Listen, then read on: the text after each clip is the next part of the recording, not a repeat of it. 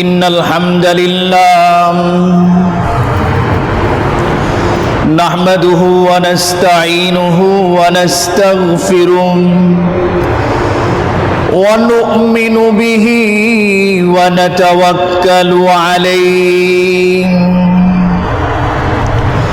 ونعوذ بالله من شرور أنفسنا ومن سيئات أعمالنا من يهده الله فلا مضل له ومن يضلل فلا هادي له ونشهد أن لا إله إلا الله وحده لا شريك له ونشهد أن سيدنا وسندنا وحبيبنا وحبيب ربنا وطبيبنا وطبيب قلوبنا ومولانا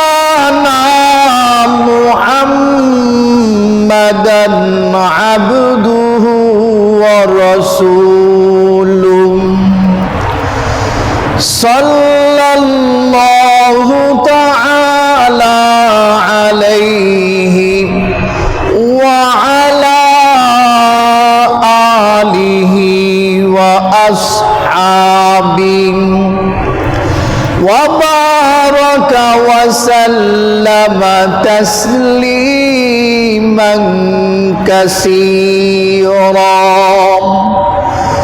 أما بعد فقد قال الله سبحانه وتعالى أعوذ بالله من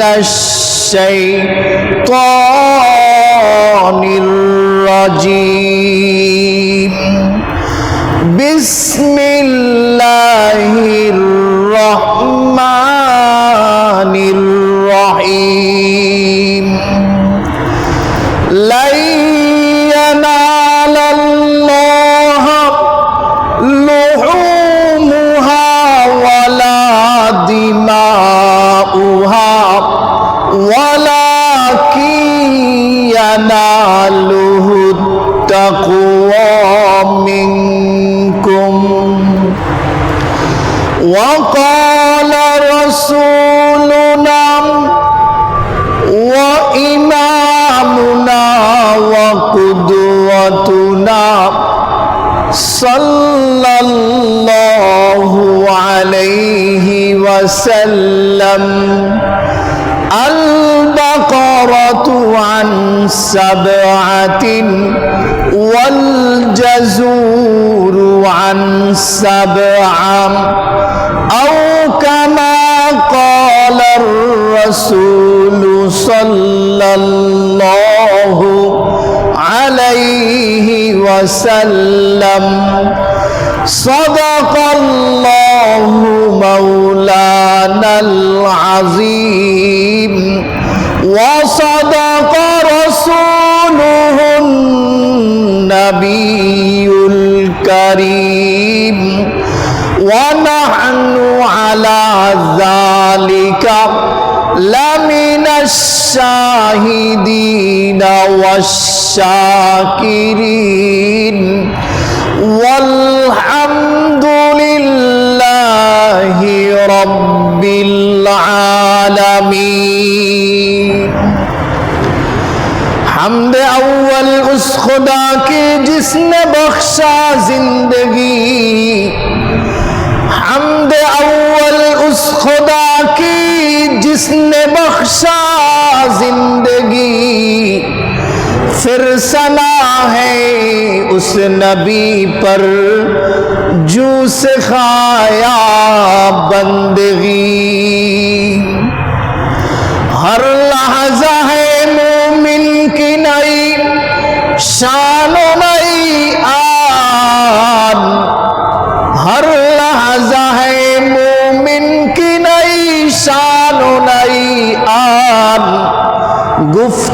car में किरदार में अल्लाह की बुरहान, गफ्फारियों क़हारियों कुद्दूसियों जबरूत, ये चार अनासिर हो तो बनता है मुसलमान।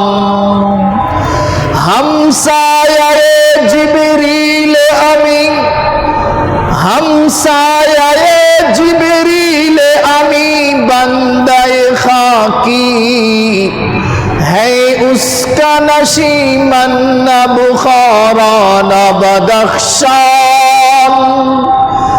ये राज किसी को नहीं मालूम के मोमिन कारी नजर आता है, हकीकत में है कुरआन।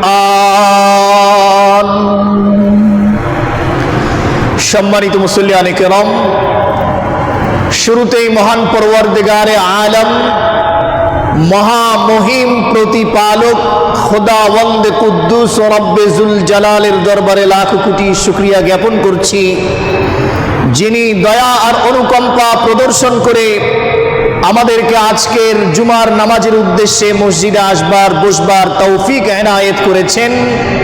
এই জন্য অন্তরের অন্তঃস্থল থেকে কালিমাতুশ শুকুর আদায় করি। সকলেই পড়ে নেই আলহামদুলিল্লাহ। প্যারে হাজরিন, আল্লাহ পাক রব্বুল আলামিন তার নৈকট্য লাভ করার জন্য আমাদের উদ্দেশ্যে যে সকল ইবাদত বন্দেগীর বিধান রেখেছেন, সেগুলোর মধ্যে থেকে গুরুত্বপূর্ণ একটি ইবাদত হলো কোরবানি। সম্মানিত হাজরিন, এই কোরবানি আল্লাহ পাক রব্বুল আলামিন আমাদের জন্য এই উদ্দেশ্যে দিয়েছেন যাতে কোরবানির মাধ্যমে আমরা আল্লাহ পাক রব্বুল আলামিনের নৈকট্য ভাজন হতে পারি, আল্লাহ পাক রব্বুল আলামিনের প্রিয় ভাজন হতে পারি, আল্লাহ পাক রব্বুল আলামিনের মাহবুব বান্দা হতে পারি। এজন্যই আল্লাহ পাক রব্বুল আলামিন আমাদের জন্য তার নৈকট্য লাভের উদ্দেশ্যে কোরবানির এই বিধান আমাদের জন্য রেখেছেন। সম্মানিত হাজরিন, যেহেতু আল্লাহ পাক রব্বুল আলামিন আমাদের জন্য এই বিধান রেখেছেন, এই বিধান আমাদের পালন করার দরকার আছে না নাই? এই বিধান আমাদের পালন করতে হবে, কারণ আল্লাহ পাক রব্বুল আলামিন কোরবানির এই বিধান আমাদের জন্য দিয়েছেন। তিনি দেখতে চান আমরা তাকে সন্তুষ্ট করবার জন্যে, আমরা তাকে রাজি করবার জন্যে এই বিধান পালন করতে পারি নাকি এই বিধান থেকে দূরে থাকি। সম্মানিত হাজরিন, তাহলে কোরবানি করলে খুশি হবেন কে? স্বয়ং আল্লাহ পাক রব্বুল আলামিন। এই জন্য অবশ্যই যাদের সামর্থ্য আছে তাদের কোরবানি করতে হবে। প্যারে হাজরিন, আল্লাহ পাক রব্বুল আলামিন ঐশী গ্রন্থ আল কোরআনের সূরা আনআমের 162 নম্বর আয়াতে ঘোষণা করেছেন, আল্লাহ পাক রব্বুল আলামিন বলেন, কুল ইন্না সলাতি ওয়া নুসুকি ওয়া মাহইয়ায়া ওয়া মামাতি লিল্লাহি রাব্বিল আলামিন। আল্লাহ পাক রব্বুল আলামিন নবী মুহাম্মদুর রাসূলুল্লাহ সাল্লাল্লাহু আলাইহি ওয়াসাল্লামকে লক্ষ্য করে বলছেন, এর মাধ্যমে তিনি আমাদেরকেও শিক্ষা দিতে চান। তিনি বলছেন, নবী হে, আপনি বলুন, নিশ্চয়ই আমার নামাজ, আমার কুরবানি, আমার হজ, আমার ইবাদত বন্দেগী, বরং আমার জীবন এবং আমার মরণ সব কিছুই জগৎ পালন কর্তা আল্লাহ পাক রব্বুল আলামিনের জন্যে। আল্লাহ পাক রব্বুল আলামিন এই আয়াত বিশ্বনবী মুহাম্মদুর রাসূলুল্লাহ সাল্লাল্লাহু আলাইহি ওয়াসাল্লামের উদ্দেশ্যে অবতীর্ণ করে পুরো বিশ্ববাসীকে জানিয়ে দিলেন, ও আমার বান্দারা, তোমাদের সকলেরই এই কথা বলতে হবে যে আমার নামাজ, আমার কুরবানি, আমার হজ, আমার অন্য সকল ইবাদত বন্দেগী কার জন্যে? কার জন্যে? আমার জীবন কার জন্যে? আমার মরণ কার জন্যে? আল্লাহ পাক রব্বুল আলামিনের জন্যে। আমরা এই সঠিক পথ ও পন্থা ভুলে গিয়ে, এই সঠিক নির্দেশনা ভুলে গিয়ে আমরা আল্লাহ পাক রব্বুল আলামিনের অনেক বিধিবিধান থেকে দূরে থাকা শুরু করে দিয়েছি। আমরা সঠিকভাবে নামাজ আদায় করি না, আমরা সঠিকভাবে কোরবানির বিধান পালন করতে চাই না। আমরা হজ ফরজ হয়েছে কিন্তু হজ করতে বিলম্বিত করছি, হজ করছি না। আমার জীবন আমার মরণ আল্লাহর জন্যে, এই কথাটা আমরা একেবারেই ভুলে গেছি।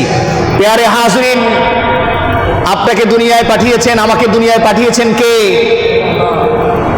আপনি আমি দুনিয়ায় না থাকলে, অর্থাৎ মৃত্যু হলে সেই মৃত্যু দান করবেন কে?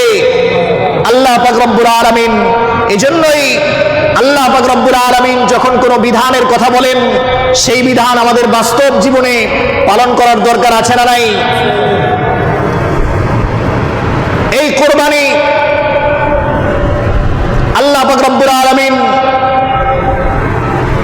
আমাদের পালন করার জন্যে যে বিধান রেখেছেন সেটি হলো আমরা আল্লাহ পাক রব্বুল আলামিনের সন্তুষ্টির জন্যে পশু জবে করে থাকি। যে বিধান এসেছে ইব্রাহিম আলাইহিস সালাতু ওয়াস সালাম থেকে, যে বিধান এসেছে আদম আলাইহিস সালাতু ওয়াস সালামের যুগ থেকে, আল্লাহ পাক রব্বুল আলামিন আমাদের জন্য এই বিষয়টি সহজ করে দিয়েছেন। আমাদের জন্য এই বিষয়টি এভাবে দিয়েছেন যে তোমরা আমার সন্তুষ্টির জন্যে তোমাদের গৃহপালিত পশু কোরবানি করো। সম্মানিত হাজরিন, আমরা যে পশু কোরবানি করি, এই কোরবানি আল্লাহ পাক রব্বুল আলামিনের কাছে পৌঁছে, কিন্তু আল্লাহর কাছে পৌঁছে কোন অংশ? আমাদের কোরবানির পশুর গোশত কি আল্লাহর কাছে পৌঁছে? কথা বলেন, পৌঁছে? আমাদের কোরবানির পশুর রক্ত কি আল্লাহর কাছে পৌঁছে? পৌঁছে না।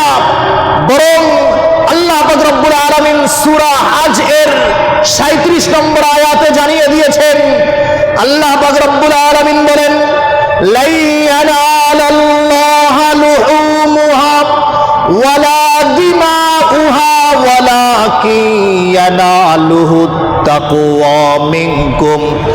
আল্লাহ পাক রব্বুল আলামিন বলছেন, ও দুনিয়ার মানুষ, আমার মুমিন বান্দারা শোনো, তোমাদের কোরবানির পশুর রক্ত এবং গোশত কোনো কিছুই আমি আল্লাহর কাছে পৌঁছে না। আমি আল্লাহর কাছে পৌঁছে তোমাদের মনের তাকওয়া। তাহলে আল্লাহর কাছে কি পৌঁছে? তাকওয়া পৌঁছে। আপনি যদি বড় পশু কোরবানি করেন এই উদ্দেশ্যে যে আপনি জনগণকে দেখাতে চান, তাহলে আপনার এটি তাকওয়া হবে না, বরং আপনার কোরবানির পশুর গোশত যেভাবে আল্লাহর কাছে পৌঁছবে না, যেভাবে রক্ত পৌঁছবে না, এমনি ভাবে আপনার তাকওয়া যদি সঠিক না থাকে তাহলে আল্লাহর কাছে পৌঁছবে কি?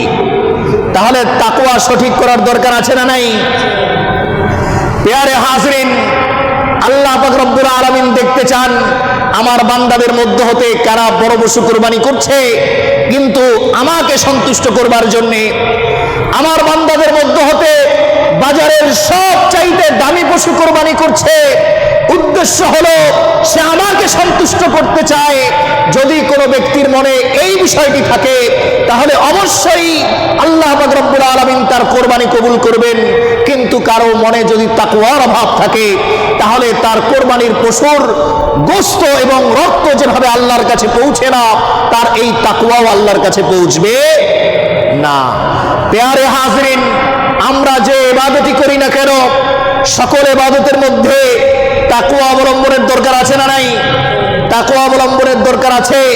আসাহুল কুতুব বাদা কিতাবিল্লাহ, ঐশিক গ্রন্থ আল কোরআনের পরে দুনিয়ার সব চাইতে সহিহ গ্রন্থ হলো সহিহুল বুখারী, বুখারী শরীফ। এই বুখারী শরীফের 1 নম্বর হাদিস কি আপনারা কি জানেন? ইমাম বুখারী আলাইহির রহমা 1 নম্বরে হাদিস এনেছেন। ওমর ইবনুল খাত্তাব রাদিয়াল্লাহু তাআলা আনহু মেম্বরে বসে বয়ান করছেন। ওমর ইবনুল খাত্তাব রাদিয়াল্লাহু তাআলা আনহু বলেন, সামি'তুন নাবিয়্য সাল্লাল্লাহু আলাইহি ওয়াসাল্লাম ইয়াকুল।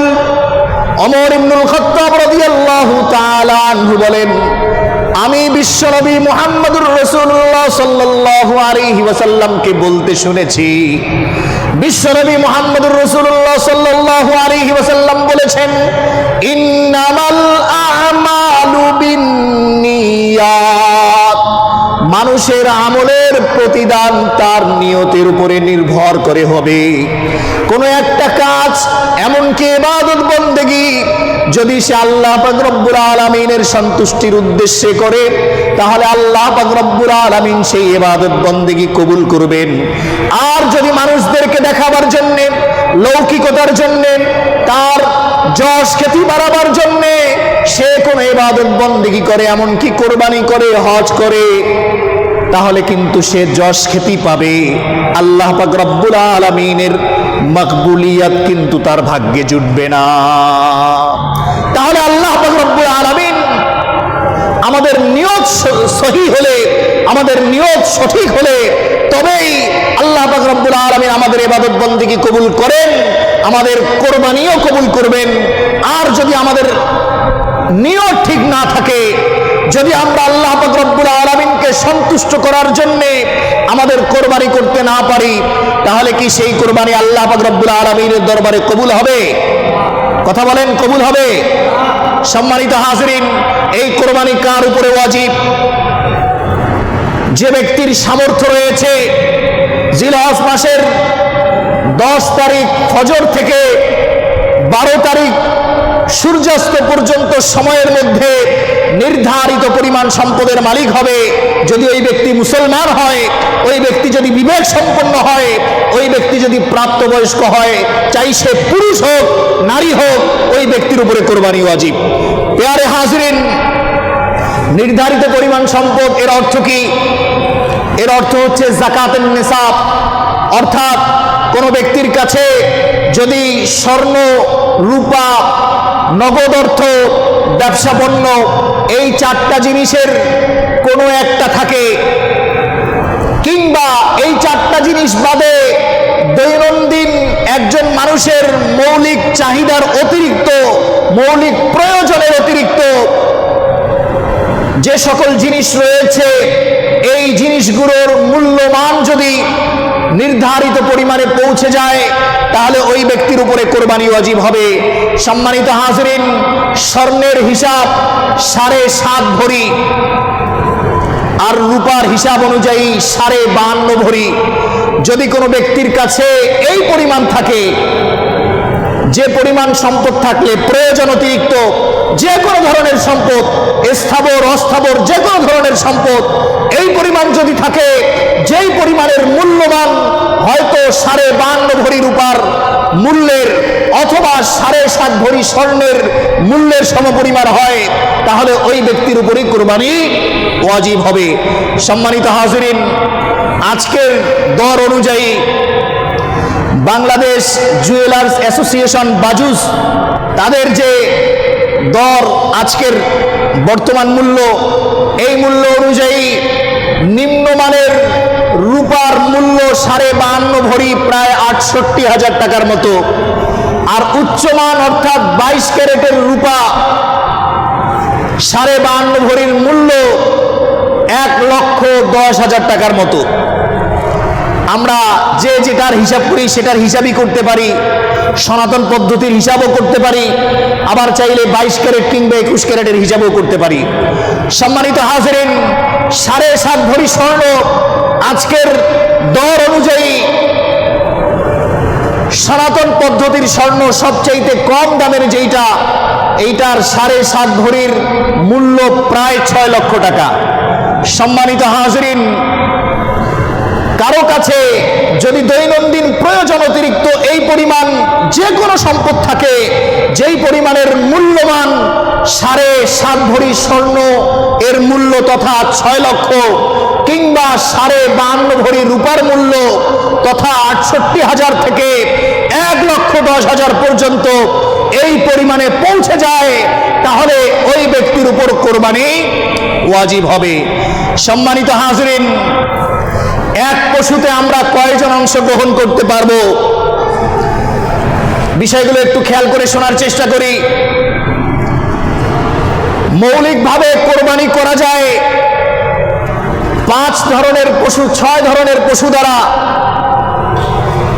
এর মধ্যে 1 নম্বর উট, 2 নম্বর গরু, 3 নম্বর মহিষ, এরপরে ছাগল, ভেড়া এবং দুম্বা। ছাগল, ভেড়া এবং দুম্বায় অংশগ্রহণ করা যাবে একটাতে একজন, কিন্তু গরু, মহিষ কিংবা উটে অংশগ্রহণ করা যাবে, শরীক হওয়া যাবে সর্বোচ্চ 7 জন। কয়জন?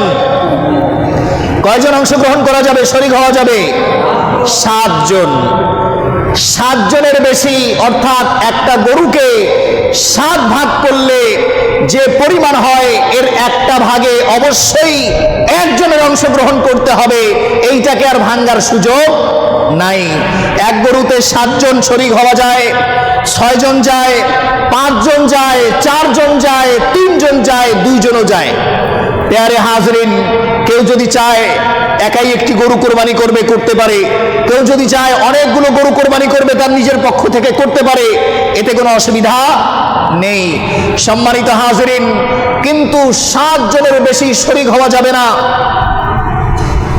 7 জনের বেশি শরীক হওয়ার কোনো সুযোগ নাই। ছাগল, ভেড়া এবং দুম্বায় অংশগ্রহণ করা যাবে একজন। এই বিষয়টি সুনানে ইবনে মাজার 3122 নম্বর হাদিসে এসেছে। আবু হুরায়রা রাদিয়াল্লাহু তাআলা আনহু হাদিস বর্ণনা করেছেন। তিনি বলেন, আন্না রাসূলুল্লাহ সাল্লাল্লাহু আলাইহি ওয়াসাল্লাম কানা ইযা আরাদা আইয়ুদহিয়া ইশতারা কাবশাইনি আযীমাইনি সামিনাইনি আকরানাইন আমলাহাইনি মাওজুআইন।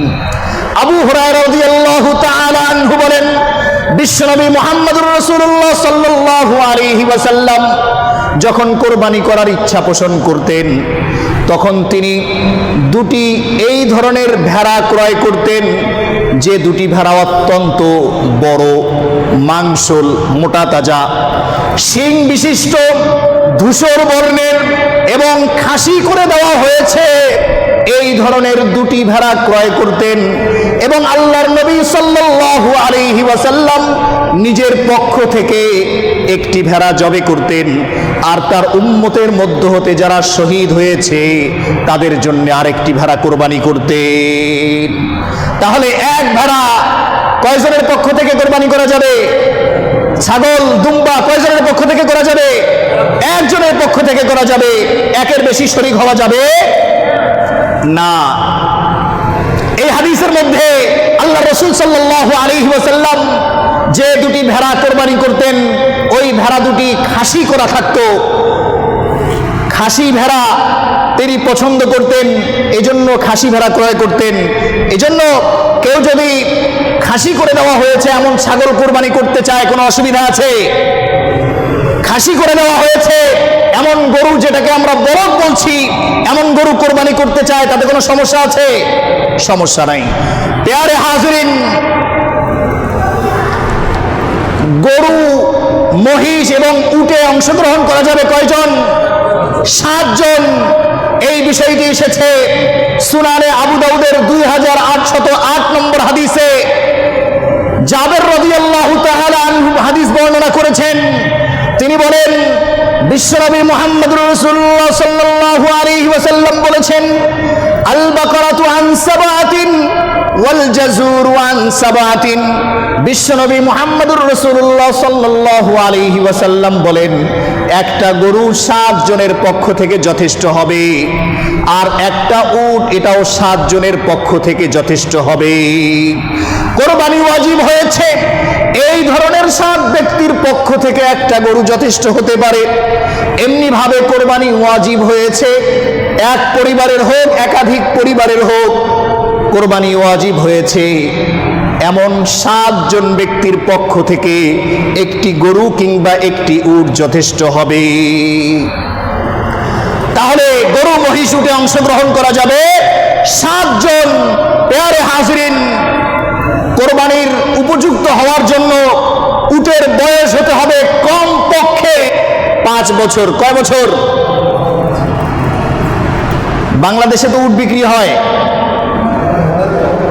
হয় নাকি হয় না?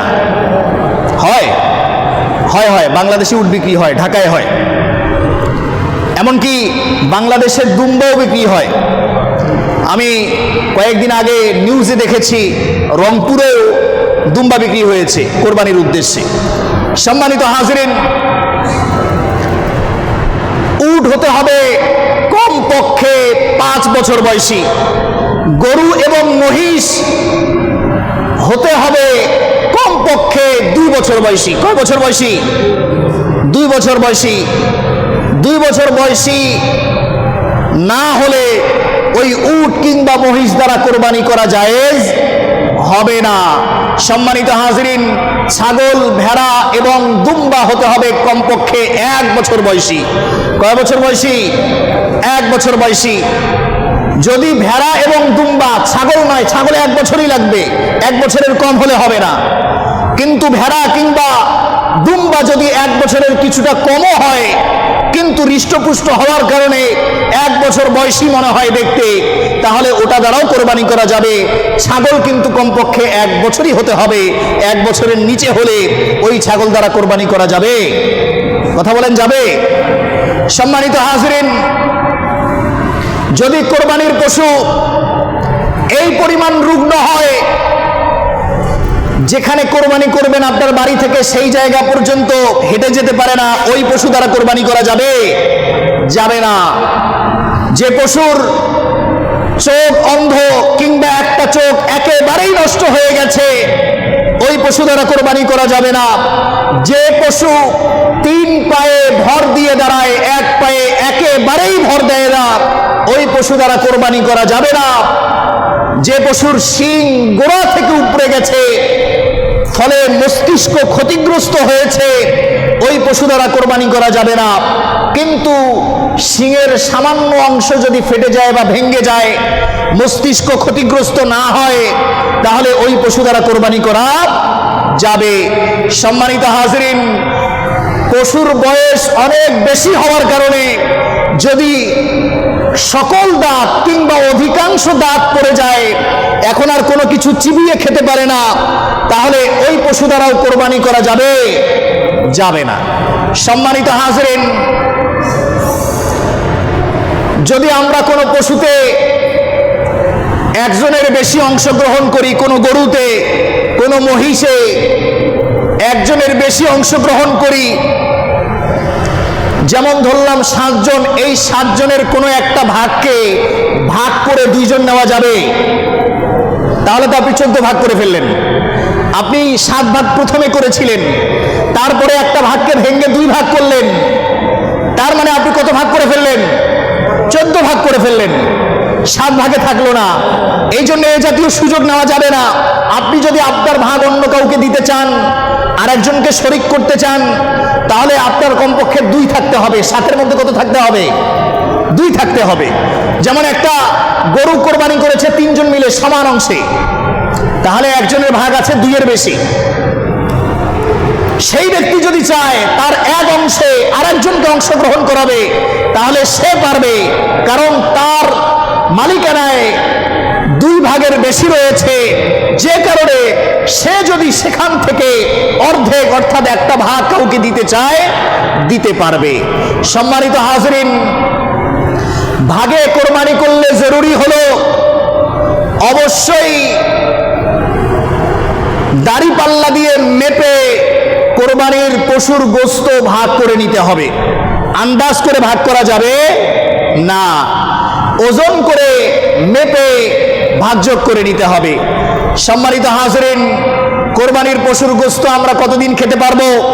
এই ব্যাপারে সহিহ বুখারীর 5569 নম্বর হাদিস এবং সহিহ মুসলিমের 1972 নম্বর হাদিসে এসেছে, আল্লাহর রাসূল সাল্লাল্লাহু আলাইহি ওয়াসাল্লাম বলেছেন, কুলু ওয়া আতঈনু ওয়াদখিরু, তোমরা নিজেরা খাও, অন্যদেরকে খাওয়াও, এবং প্রয়োজন মনে করলে এটাকে জমা করে রেখে দাও পরে খাওয়ার জন্য। সম্মানিত হাজিরিন, ঐশী গ্রন্থ আল কোরআনের সূরা হাজের মধ্যে এসেছে 36 নম্বর আয়াত, আল্লাহ পাক রব্বুল আলামিন বলেছেন, ওয়া আতঈমুল কানিআ ওয়াল মু'তার ফাকুলু মিনহা ওয়া আতইমুল কানিআ ওয়াল মু'তার, কুরবানির পশুর গোশত তোমরা নিজেরা খাও, গরিব মানুষ যে তোমার কাছে লজ্জায় চায় না ওই ব্যক্তিকে দাও, গরিব মানুষ যে লজ্জা করে না তোমার কাছে চায় ওই ব্যক্তিকেও দাও। সম্মানিত হাজিরিন, উত্তম পদ্ধতি হচ্ছে কোরবানির পশুর গোশত আমরা 3 ভাগ করব।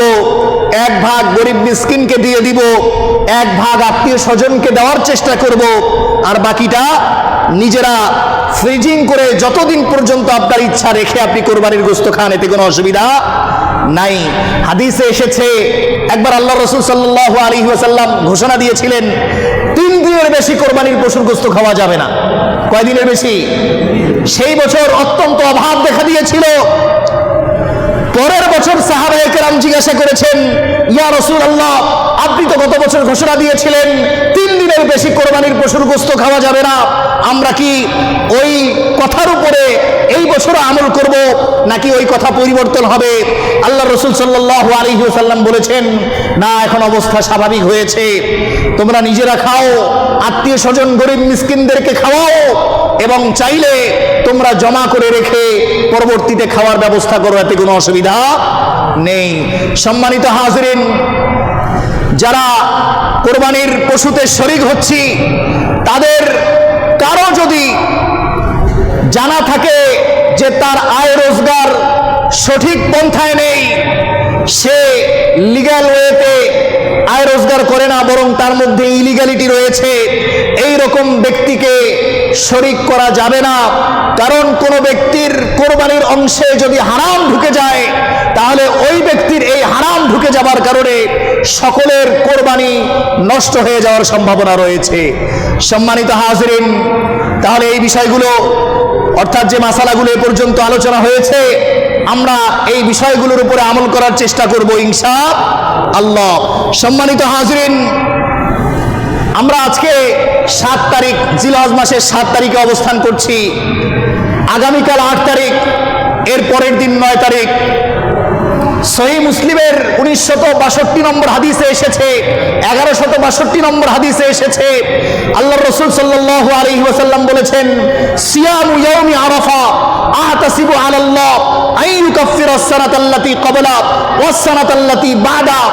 আল্লাহর রাসূল সাল্লাল্লাহু আলাইহি ওয়াসাল্লাম বলেন, আরাফার দিনের রোজা আমি মনে করি, আশা করি আল্লাহর কাছে যে হয়তো কোনো ব্যক্তি আরাফার দিনের রোজা পালন করলে আল্লাহ পাক রব্বুল আলামিন তার অতীতের 1 বছরের এবং সামনের 1 বছরের গুনাহ ক্ষমা করে দিবেন। সুবহানাল্লাহি ওয়া বিহামদি। সম্মানিত হাজিরিন, বাংলাদেশের ওলামায়ে কেরাম কেউ কেউ বলেছেন এই রোজা বাংলাদেশে 8 তারিখে হবে, জিলহজ মাসের 8 তারিখ আগামীকাল। আর মেজরিটি স্কলারের বক্তব্য হচ্ছে বাংলাদেশে এই রোজা হবে 9 তারিখ, অর্থাৎ আগামী পরশু। যারা যেদিন ইচ্ছা এই রোজা রাখতে পারি ইনশাআল্লাহ। যদি আল্লাহকে সন্তুষ্ট করার জন্য এই রোজা রাখি তাহলে অবশ্যই আল্লাহ পাক রব্বুল আলামিন আমাদের অতীতের এবং সামনের 1 বছরের করে গুনাহ ক্ষমা করে দিবেন।